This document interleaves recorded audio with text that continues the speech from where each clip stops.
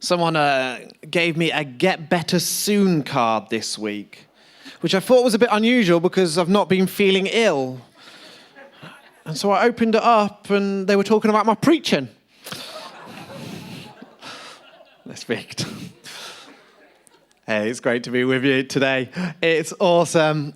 We've been looking at this subject of expansion over the last few weeks as a church. And I believe as individuals who are the church, we're in a period of expansion, of growth. That's physically as we move from one church to two churches, and I believe beyond that as well, but also for the church to grow, for us to grow and have a greater influence on our world and in our communities. It takes us as individuals to grow, because we are the church. This is a building, but we are the church, and we all want to be people that grow. And so we've been looking at this subject of growing, expansion, and why do we want to grow? What's the reason behind that? And we've looked at some of the things that might stop us from growing as well. And I've been basing it, we've been looking at this passage that we find in the Bible, in a book called Isaiah chapter 54. Let me just read to you 2 verses from it, maybe 3 if I get carried away. It says this: "Sing, barren woman, you who haven't bore a child, burst into song, shout for joy, you who are never in labor. Because more are the children of the desolate woman than of her who has a husband, says the Lord." And we've looked at that passage, and we've looked at the imagery of a barren woman, and what we may feel like in barren times as well. And it says this in verse 2, and I want to concentrate on this verse today. "Enlarge the place of your tent. Stretch your tent curtains wide. Do not hold back. Lengthen your cords. Strengthen your stakes, for you will spread out to the right and to the left. Your descendants will dispossess nations and settle in desolate cities." Hey, over the last few hundred years, we've seen so many advancements in technology. Not me. Some of you have seen a lot more advancements than I have because you're older than I am. But we've seen lots of, and we're still seeing these rates of technology just really exceed our expectations. But whenever there's something new, whenever we're making these breakthroughs, there's always people that are against them. And I just want to list a few of these. You know, when the light bulb was invented, that thing that we rely on today, they said it would be a failure. And a parliamentary committee gathered together, and they said this about the light bulb. They said it might be good enough for our transatlantic friends over in America, but unworthy of the attention of practical and scientific men. We're glad they were wrong, although I can't see most of you today. You know, the TV, they said this device will be a commercial and financial impossibility, and the development of which will be a waste of time even dreaming. And you know, the film industry scoffed at the idea of a TV, and one producer said, "People will soon get tired of staring at a plywood box every night." Well, maybe that's true, because I don't think they're made of plywood anymore. But that was the people in cinema that were talking about that. They said, no, it's no good. But exactly, you know, these people in cinema, they should have learned their lessons, because this building here, you know, there was 2 cinemas in this village when Langold was built.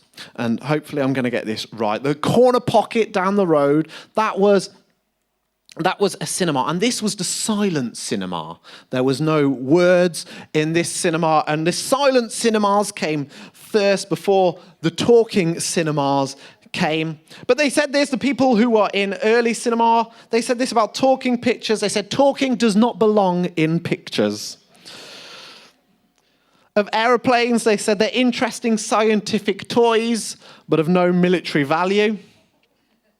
Of cars, they said they will never become as common as the bicycle. And of bikes, they said, before they said this about cars, they said they're just a fad and were unsafe, impossible to improve, and impractical for everyday use. I actually agree that they are impractical for everyday use.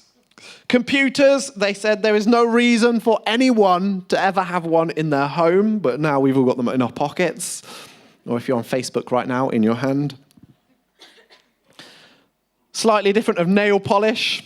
They said it was a passing fad, but it's now worth $15.55 billion a year. This one's my favourite.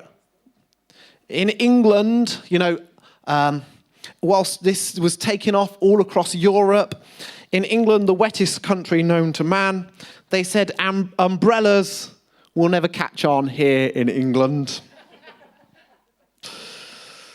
Burgers, they said that's fine for the Americans, but over here in England, we'll never eat them. You see, these things that we rely on every day now that are commonplace, at one point, in one place, people said, no, that will never happen. And all of these things, they've got things in common, but there was people against them. But someone said, hey, you know what? I believe this is going to make a difference. I believe this is going to help our country, our nation. This is going to help me. This is going to make the world a better place. And they had that in common. And the other thing that they had in common is someone did something. Someone did something about it. They didn't just sit there on their bicycle getting wet and think, oh, wouldn't it be nice if there was a better way? They sat down. They took time, they took effort, and they created a better way. We have everything that we have today because someone, somewhere, said, wouldn't it be better if? Wouldn't it be better if? We have stacking chairs. I think the best invention known to man. Because someone somewhere said, wouldn't it be better if? You can hear me today. We can watch online, those online, because someone somewhere said, wouldn't it be better if? And they did something about it. They didn't just wish, they didn't just think, but they took some time. They took some effort. They took their gifting. They grew in knowledge. They grew in wisdom. And they probably had 1,000,001 failures. But they said, hey, they dreamt of something better and they put some action involved. You see, we've got to be people that put something into action. We want to talk about expansion. We want to see more people kind of come to know the life that we can know. And that's why I do church, because I believe that the life that God gives is the best thing that anyone can have. I believe it's everyone's decision who they follow. But I believe the best person to follow, the one who gives us the best way, is God. And that's why I do church. That's why I'm here today. Because I believe that when we invite God into our lives will be better. And that's why we're doing this series on expansion. Because, hey, I want to help people. I want to bring life into people. But I want people to know the God that I know. I want people to know that. But we've got to be people that do something about that. And maybe you're here today and you are picturing a different life for yourself.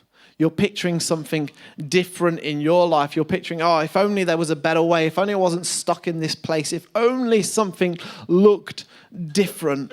And we can be people that dream of that, or we can be people that start putting that into action and start to make some decisions to change something. I've been in too many churches where people dream of thousands of people coming through their door, but are unwilling to change the way they do church. I've sat with too many people and individuals that dream of a different life, but won't take any steps to get there. I think the society loves the lottery. My little girl today was questioning her mother about the lottery, saying, why can't we just win the lottery? And Sean, who's far wiser than me, said, well, why would you want to win the lottery? I think she wanted another doll or something. But we picture this getting everything without putting any work in. And bingo's popular here in Langold. Maybe you love a good game of bingo, but we just love the idea of winning something, of getting all of our dreams handed to us on a plate by having that winning lottery ticket. I mean, I don't even win the lottery. I don't even buy the lottery ticket. Never won the lottery. But I think we just picture this idea of, I'd love to win the lottery. Half of us won't even ever buy a ticket. But there's another way that we can change our lives. And that's by moving forward. Putting one foot in front of the other. See, there will always be people that are against us or say that could never be done. One of my wife's favourite movies is Up. Anyone ever seen Up? It's about a house that's moved with balloons. I don't actually think it's scientifically possible, but one of our favourite lines in that cracks us up every time. The man goes, well, it used to be impossible to teach women to read. Which clearly it's not. But aren't you glad we move forward in society? But it's because people take action. We take action. We move things forward. And so today I want to speak to us as church about us moving forward into the next phase of our lives as a church, but as individuals who may be here today, definitely here today, will picture something different in their life. Want to be somewhere else and not just at the church down the road, but you want to see something different. Will we be people that put it into action today? People that move forward. So I'm going to look at this verse and I'm going to look at some things that we can do today, and then we're going to break into some groups and we're going to discuss some of it as well. That's something we love to do here, and you'll get hold of it in about 10 minutes' time. But the first line of that verse, Isaiah 54, verse 2, it says this: enlarge the place of your tent. And if you've been here for the last couple of weeks, you'll know that actually when Isaiah was writing these words down, the people weren't in a good place. They were living under the rule of someone they shouldn't have been living under. And they were living in captivity, and they weren't having the freedom to do what they wanted to do. And he says, enlarge the place of your tent. Well, hey, they weren't in the right place. And I believe that today God wants us to enlarge our tent. We need to spread out that place of our tent, move and take more ground. And so as a church, we're so excited how we are enlarging the place of our tent. So we are a church who's here in Langold. We're a church that is over in Woodhouse in Sheffield. We're going to be a church that is over in Worksop. We're going to be a church that enlarges the place of our tent. But it's more than just the physical ground, but it's about the people we want to reach as well. See, this is a sign as Isaiah writes this down to the Israelites, saying, hey, I want to enlarge the place of your tent, and I'm going to be a God that is not just for the Israelites, not just for you right here, but I'm going to be a God for the people that you don't like. Church, but not just for those that usually come to church, but a church for everyone. Someone that reaches out to all people, the ones like us and the ones not like us, the ones we like and the ones that we don't like. Enlarge the place of our tents. I'd much rather lots of people don't come into my tent, if I'm honest. There's people that I wouldn't like in my tent. I'd rather just kind of get on with some of my own things and not enlarge the place of my tent. But God calls us to enlarge the place of our tent. And maybe for you, someone's just popped into your mind right now and you're like, yeah, I definitely wouldn't want them in my tent. Don't look at them if they're here in church. There's people that we don't want to do life with. There's people that we don't want to talk to. There's people with lots of issues. Doing church would be a whole lot easier if there weren't people with issues. But one thing I know is that everybody has issues. And we need to be a church that says, hey, we're going to enlarge the place of our tent. And that might involve us having to reach out to people that we don't like, that we don't get on with, who don't have the same worldview as us, they don't have the same, maybe even background as us, morals as us, ethics as us. We might find them annoying. They might smell. They might have, don't know, bad English. Well, I'm here, so it's all right.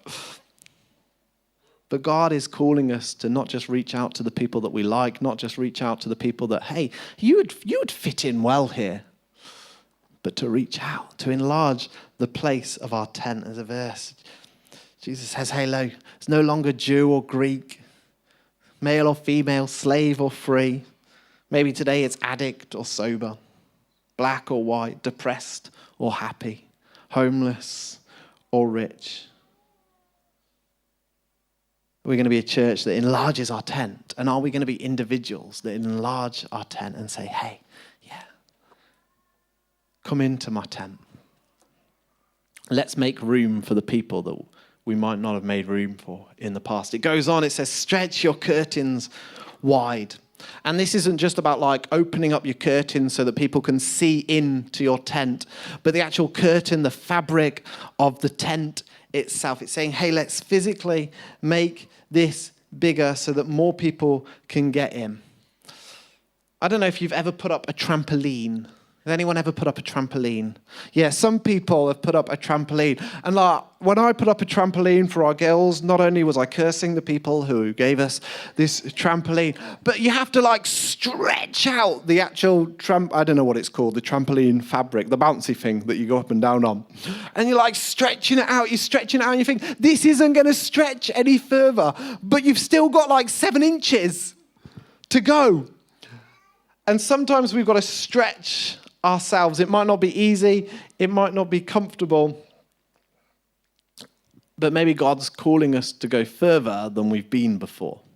Maybe God is calling us to go into places that actually might make us feel a little bit uncomfortable. In 2 weeks' time, we've got baptisms coming up on Easter Sunday. And I'm really excited, and some of you have said, yeah, hey, I want to get baptized. And some of you have said, I would like to get baptized, but I don't want to do it in front of other people. Or I don't want to have to talk about my faith in front of other people. And maybe today, God's saying, hey, why don't you just stretch yourself? Why don't you stretch yourself a little bit further and do something that maybe you feel uncomfortable doing? God is calling us to be stretched.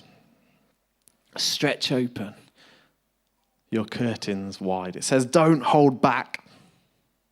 See, God is calling us into a place of obedience, not holding something back in case it goes wrong, but saying, hey, don't hold back.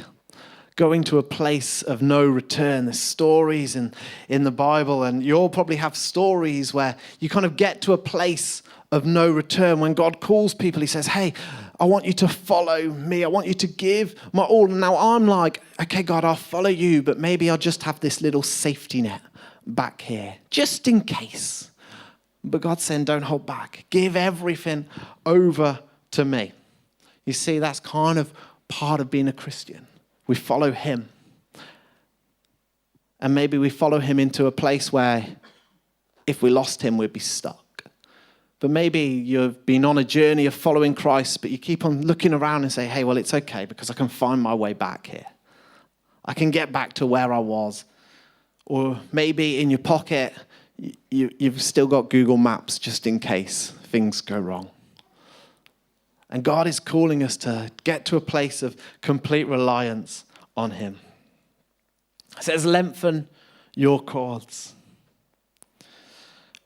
It's talking about making structural changes so that the tent gets bigger.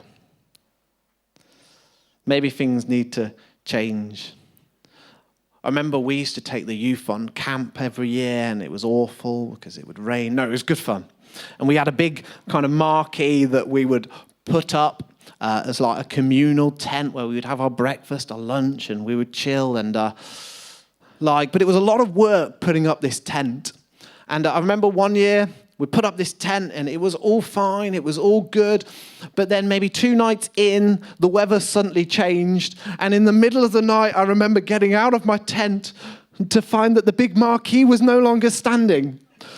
It was no longer up, it had crashed down. And I'll tell you the reason, because I never put in the guy ropes. I thought, I'll be fine. It'll be fine. It's pegged down. It'll be all right. The weather's fine. Guy ropes are there for support. And actually, to get bigger, the guy ropes have to go out further. And he's saying here, hey, lengthen your cords. What changes do we need to make in order to enlarge our tent? Maybe you're like, God, yeah, I want to enlarge my tent, God. I want to be someone different, God. I want to grow more in you. I want to be used here. And God is asking you, hey, well, okay, that's great. But do you need to lengthen your cords? Do you need to make some structural changes in your life? Do you need to say, hey, yeah, actually, you know what? I'm gonna commit a bit more time to reading my Bible and a little bit less time on Netflix. God, I'm going to commit some more time to praying, even though I quite often get distracted or fall asleep. And maybe God's just nudging us into some structural changes into our lives. Maybe you're like, yeah, God, I pray at night time. That's good for me. But you always fall asleep when you pray. And maybe there's a structural change that's going on. And saying, well, actually, why don't you start praying whilst you're driving so you can't fall asleep? Maybe you need to change some friendship groups in your life. Maybe there's people that drag you down, that are a bad influence on you, that want to pull you one way, and you're saying, actually, you know what, I need to have better people speaking into my life. And maybe there's structural changes that we need to make, lengthening our cords. And then it says, strengthen your stakes. Going deeper with God. If we're going to be a church, if we're going to be individuals that make a difference in our world, we're going to have to strengthen our stakes. See, the bigger the tent, the deeper the stakes, the more fruit we produce, the more influence that we have on people's lives for the good. I believe actually we'll come under attack more. There'll be bigger problems in our lives. And we need to strengthen our stakes. Go deep into God and go deep into who God is and know actually we are secure in who we are. We used to have a massive marquee at this graduation ceremony when I was at Bible college, and it looked a little bit like a circus tent with blue and white stripes down the side. And let me tell you, the pegs that they used for this big tent were not the pegs that you use on your little 4-man tent. They were huge because the tent was bigger. And if you want a growing God, which I hope we do, we need to go deeper into who God is.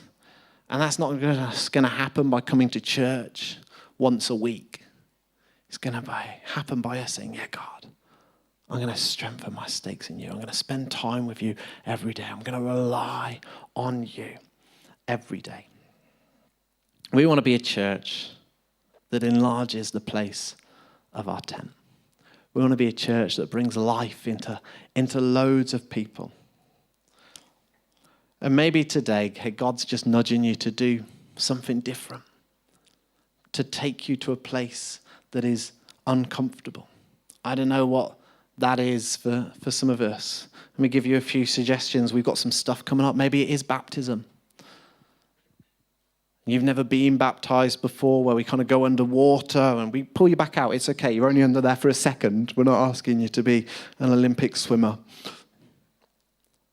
Maybe that's a step for us to take. We've got a mission trip coming up at the end of May, the beginning of June. Maybe it's a step for one or two of you today saying, hey, you know what? I'm going to go and serve a country somewhere else. I'm going to go and serve an orphanage out in Romania. We're pressing on with moving into Worksop. We want to be a church there as well, to reach the people, to reach a community there.